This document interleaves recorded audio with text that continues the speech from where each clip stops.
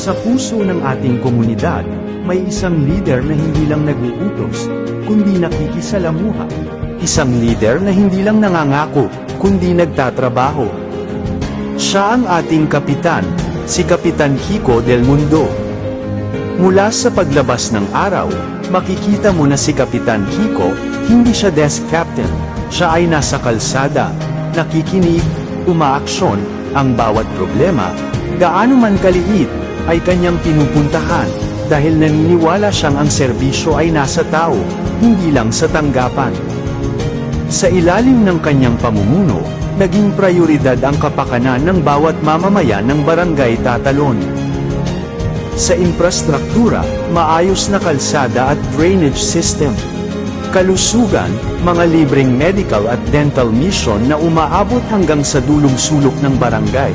Edukasyon at trabaho, tulong pinansyal sa mga mag-aaral at mga training program para sa mga gustong magkaroon ng dagdag kita.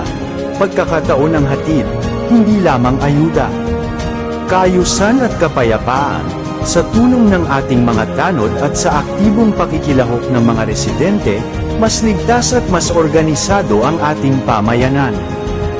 Si Kapitan Kiko Del Mundo, ang patunay na ang tapat at masikap na paglilingkod ay nagbubunga ng pagbabago. Ang kanyang puso ay para sa barangay.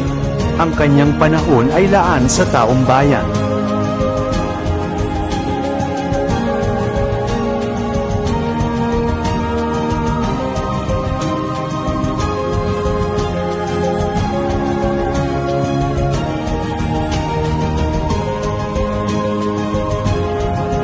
Ngayon, samahan natin si Kapitan Kiko Del Mundo upang pakinggan ang kanyang State of Barangay Address.